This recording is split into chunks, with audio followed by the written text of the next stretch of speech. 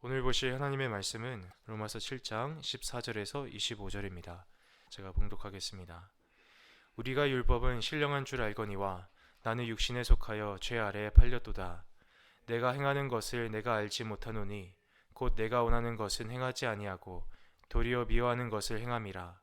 만일 내가 원하지 아니하는 그것을 행하면 내가 이로써 율법의 선한 것을 시인하노니 이제는 그것을 행하는 자가 내가 아니요 내 속에 거하는 죄니라. 내 속 곧 내 육신에 선한 것이 거하지 아니한 줄을 아노니 원함은 내게 있으나 선을 행하는 것은 없노라. 내가 원하는 바 선을 행하지 아니하고 도리어 원하지 아니하는 바 악을 행하는 도다. 만일 내가 원하지 아니하는 그것을 하면 이를 행하는 자는 내가 아니요 내 속에 거하는 죄니라. 그러므로 내가 한 법을 깨달았노니 곧 선을 행하기 원하는 나에게 악이 함께 있는 것이로다. 내 속사람으로는 하나님의 법을 즐거워하되 내 지체 속에서 한 다른 법이 있어 내 마음의 법과 싸워 내 지체 속에 있는 죄의 법으로 나를 사로잡는 것을 보는도다. 오호라, 나는 공고한 사람이로다. 이 사망의 몸에서 누가 나를 건져내랴. 우리 주 예수 그리스도로 말미암아 하나님께 감사하리로다. 그런즉 내 자신이 마음으로는 하나님의 법을, 육신으로는 죄의 법을 섬기노라. 아멘. 오늘 제목은 조금 다 놀라실 만한 제목이죠. 제가 예전에 아주 어릴 적에 도둑질을 했어요. 우리가 우리 안에 참 넘지 못하는 것들이 참 많이 있다고 저는 생각해요. 우리는 그걸 따르는 죄라고 표현을 하죠. 어떤 사람이 혈기 때문에 매번 넘어지고, 어떤 사람은 돈을 사랑해서 넘어지고, 그 모든 게 다 뭐겠습니까? 욕심이죠. 먹는 것 때문에 넘어지고, 어떤 사람은 또 음란 때문에 넘어지고, 어떤 사람은 또 자기 명예와 권력과 그런 걸 쫓아가다가 넘어지는 사람도 있을 테고, 우리는 그거를 다 바라봅니다. 옆에 사람을. 우리 눈은 참 신기하죠. 눈이 두 개가 있고 시력이 안 좋은 사람 안경도 써요. 근데 안경을 쓰든 안 쓰든 그 눈은, 남의 들보는, 남의 티는 세상 말로 귀신같이 찾아내고 알아내요. 근데 나 자신한테 있는 들보는 못 보는 게 참 우리 눈이에요. 그나마 예수님께 기도하고 나아가고 몸부림치다 보면 하나님께서 깨달음을 주세요. 내 안에 있는 무엇, 내가 지금 어느 상태인지 알게 하신 부분이 있지요. 다시 서론으로 돌아가서 제가 어릴 적에 도둑질을 했어요. 친구 집에 놀러 갔는데 아무도 없는 거, 친구도 없고, 그래서 제가 있는데 거기 돈이 있는 거예요. 그걸 제가 갖고 왔어요. 와, 처음에는 그게 힘들었죠. 보기는 봤는데 그걸 갖고 왔는데 힘들었는데, 이게 한두 번 하다 보니까 그 집에 자꾸 가는 거 제가. 그래서 제가 여러 번 그 집에서 돈을 훔쳐 갖고 왔어요. 그리고 이제 졸업을 하고 그거를 졸업을 하고 어느 날 제가 어떻게 해서 그거 행동을 끊었는지 제가 기억은 나지 않아요. 하지만 그걸 끊게 됐어요. 참 부모님 얼굴에 먹칠하는 행동이죠. 그 사택이 이렇게 있기 때문에 제가 움직이는 동선을 어느 집에서는 제가 저를 봤을 거, 누군가를 분명히.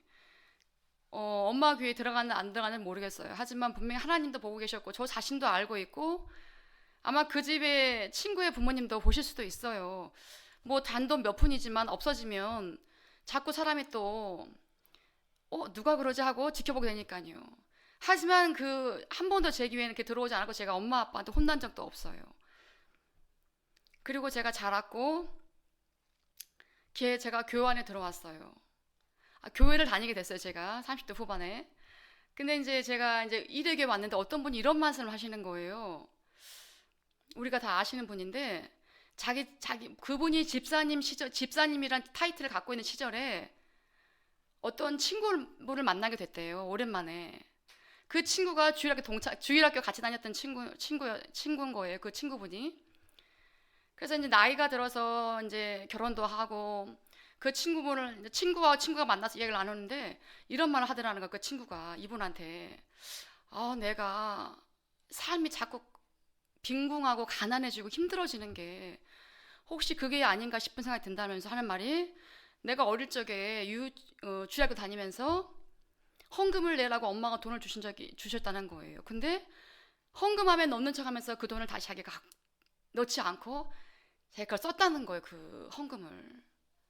그러면서 혹시나 내가 그때 어릴 적에 하나님의 것을 내가 손을 대서 지금의 이 어른이 되어서 내가 이 삶이 이렇게 힘들지 않은가 라고 그분이 말씀하셨다는 거예요. 그렇지요. 그분 말씀이 맞는 거죠. 아버지의 것, 하나님의 것을 내가 손을 댔으니 하나님이 기뻐하실 일은 없겠죠.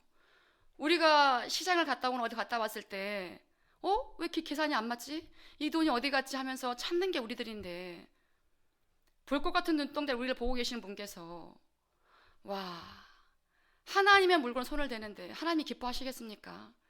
하지만 그건 그분의 이야기예요. 혹시 내가 그래서 현재의 내 삶이 이렇게 가난하지 않은가? 그리고 제가 또 얼마 전에 미국에서 중독에 걸리신 분들, 뭐 게임이든 음란 중독이든 음란 동영상이든 마약이든 그런 거에 중독자들을 이렇게 치유하시는 어떤 목사님을 우연히 만나 뵙게 됐어요. 그분하고 말씀을 나누는데 자기 교회에 그 센터가 있어요. 마약 중독에 걸린 청년들과 청소년들을 이제 같이 합숙할 수 있는 그런 합숙 시설에 있는 센터, 그 교회 겸 센터인데, 센터에 어떤 청년이 들어왔다는 거예요. 이제 그 청년이 이제 있으면서 같이 예배도 드리고 찬송도 하고 이렇게 점점점 이렇게 합숙하는 시간이 길어졌는데, 어느 날 갑자기 그 친구가 금요 예배도 안 나오고 그 다음날 새벽 예배도 안 나왔다라는 거예요. 그래서 이상하다. 그래서 예배 참석을 잘 했는데 그 청년이 그러고 올라갔더니 그 청년이 죽어 있더라는 거예요. 너무너무 놀라셨대요, 그분이. 한 번도 그런 일이 없었는데, 센터 안에서.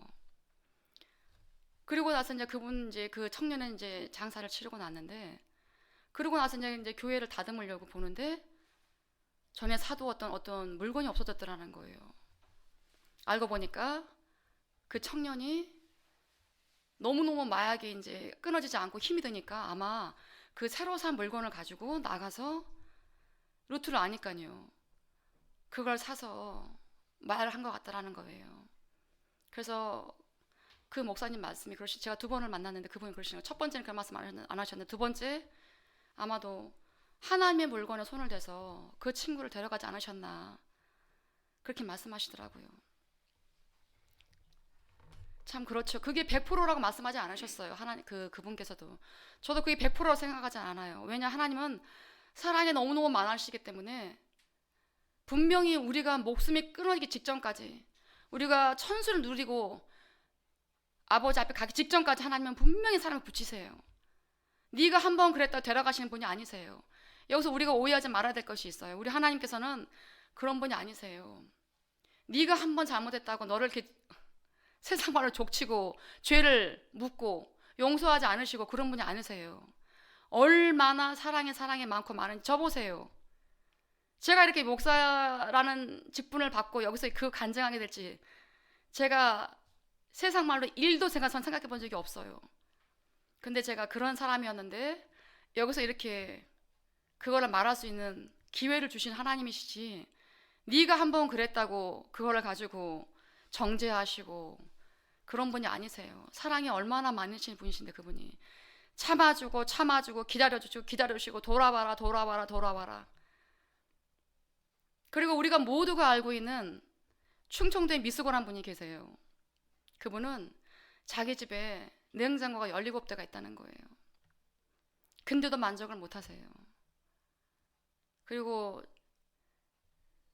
은사를 받으셨기 때문에 다니시면서 집회를 하시는 거예요. 부흥 집회를 하시는데 어떻게 하시느냐, 집에 좋은 옷을 놔두고 교회에서 다른 교회 초청받아서 부흥회 갈 때는 어떻게 하시냐, 그분이 옷은 아주 허름하게 입으시는 거예요. 충청도 어느 시골의 아줌마처럼. 그러면 거기 계신 분들이 뭐라 하냐면은 어머 어떻게 그렇게 선교사님 그렇게 입으셨어요. 그리고 그분이 이렇게 물어보신다는 거예요.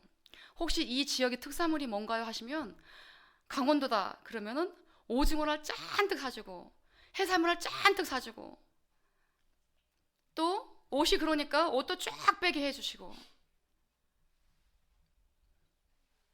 그 교회에 계시는 중직분들 그리고 마음이 움직여서 그분 저렇게 은혜를 받았는데 내가 가만히 있을 수 없어. 내가 저분을 위해서 뭔가 할 거야 라고 생각하시는 분들 또 사모님들 우리가 분별을 잘 해야 됩니다. 물론 성경책에는 고아와 과부를 선대하라 하였어요. 하지만 내가 하나님의 것을 가지고 하나님의 물질을 가지고 누군가한테 이렇게 베풀 때는 생각을 좀 해보고 해야 돼요. 그 미스고란 분이 서울에 집도 있어요. 근데 그 집에 갔더니 냉장고 4대가 있더라는 거예요. 그 집이 넓냐? 뭐 50평, 70평짜리, 100평짜리 집이 아니었어요. 그리 방 2개하고 그것이 좀 넓은 그런 집이었는데 냉장고가 4대가 있는 거예요. 그리고 좋은 음식들은 다 갖다가 집어넣고 냉장을 열어보니까 그 안에 썩어 나가고 있는 거예요. 물건들이. 자기가 소화도 못하면서 남한테 나눠주지도 못하면서 우리가 어느 집안은 조상님이 저 좌편향 되어서 그게 흘러내려서 자손들도 그런 분들 계시고 어떤 분은 이러한 상처 때문에 자손분들도 그런 상처가 있는 분들 계시고 어떤 집은 음주를 즐겨서 음주와 가무 때문에 자손들까지 고생하는 집도 계시고 어느 집이나 다 그런 게 있어요.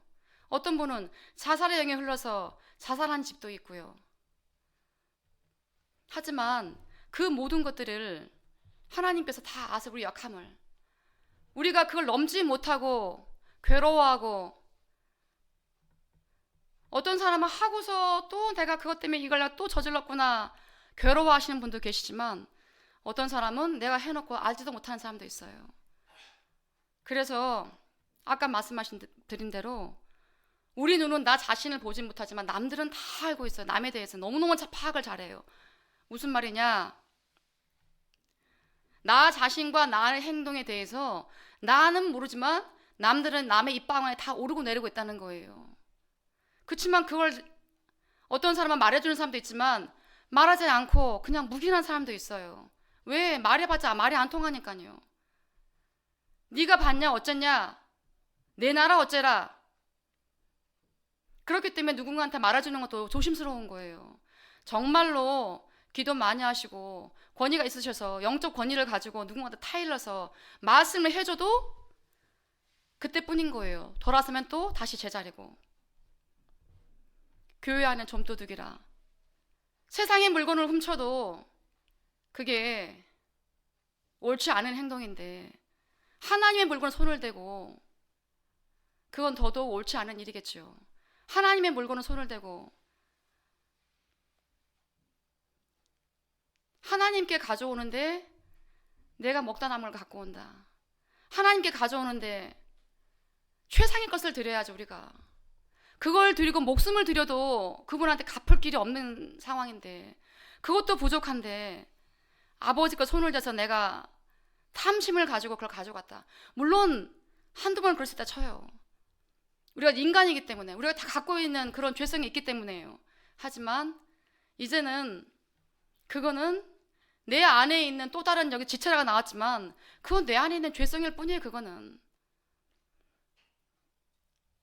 내 안에 있는 죄성이고 하나님은 너무나 사랑이 많으셔서 뭐라 하시느냐. 이제 사도 바울도 그러는 거예요. 오라 나는 이미 알고 있는데 이게 왜 자꾸 안 그러집니까? 하나님 제발 좀 도와주세요 라고 나와서 하나님은 기도하기를 원하시는 거예요. 특별히 우리 교회는 얼마나 좋습니까?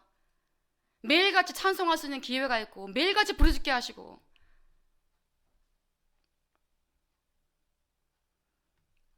제가 이 말씀을 드리는 거는 그 말에 내가 옥죄여서 율법에 매여서 괴로워하고 죄책감에 짓눌려서 저거 하지 말고 죄책감에 짓눌리고 뭐하고 하지 말고 우리 예수님 믿잖아요. 우리 예배 매일같이 있잖아요. 나와서 그거를 회개할 수 있는 기회를 하나님께서 매일 우리에게 주고 계세요. 그 기회를 놓치지 마십사 하고 제가 이 말씀을 드리는 거고, 제가 그 도둑질한 게 뭐가 그렇게 자랑이라고 여기서 말하겠습니까? 하지만 하나님을 만나고 제가 회개할 수 있는 기회를 얻었고, 그거에 대해서 제가 하나님 앞에 고백하고 자백하고 너무너무 부끄럽고 창피하고, 그렇지만 또 내가 이렇게 나와서 그거를 또 이렇게 다 같이 나눌 수 있는 거는 제가 아버지 앞에 나와서 그 사랑에 힘입어, 십자가의 보혈에 힘입어, 하나님 제가 잘못했습니다, 용서해 주세요. 제가 부끄럽지만 저를 좀 용서해 주세요. 얼마나 좋습니까? 예수님 믿는 게.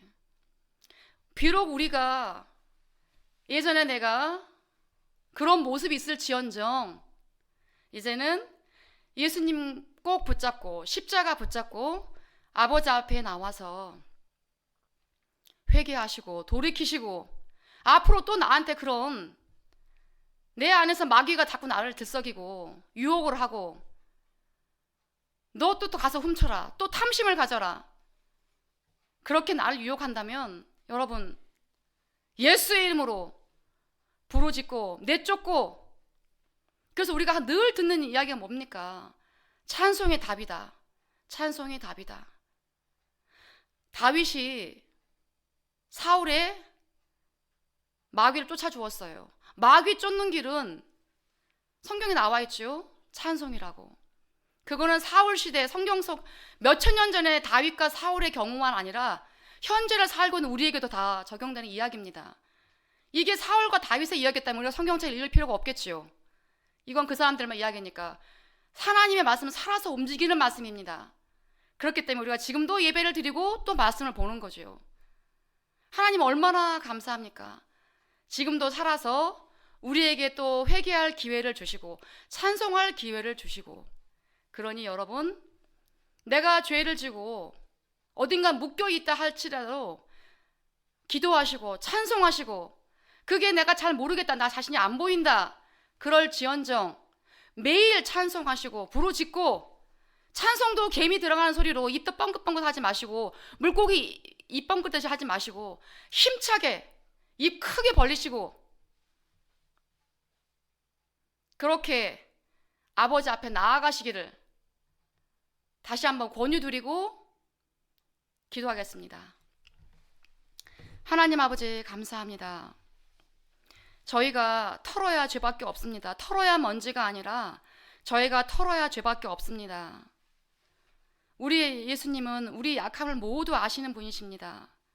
그래서 우리에게 또 이렇게 회개할 기회를 주시고 그 사랑을 가지고 우리를 또 품어주시고, 또 하나님 십자가 아래서 오른팔 안에서 우리 또 이렇게 감싸서 우리 죄를 덮어주시기도 하고, 하지만 하나님 우리 죄가 하나하나 다 떠오르게 해주시고, 교회 안의 물건을 저희가 탐심을 가졌거나 저희가 또 손을 댔다면 아버지, 이 시간을 통해서 우리가 아버지 앞에 회개하게 할 수 있는 기회를 주시고 용기를 주시고 아버지 앞에 나가서 잘못했습니다 고백할 수 있는 힘을 허락하여 주시옵소서. 모든 것이 다 아버지 겁니다. 하나님, 제 자신의 것이 아무것도 없습니다. 하나님, 저희가 아버지 앞에 기쁨과 정성을 다해서 드릴 수 있는 마음도 함께 허락하여 주시옵소서. 예수님의 이름으로 감사하며 기도드렸습니다. 아멘.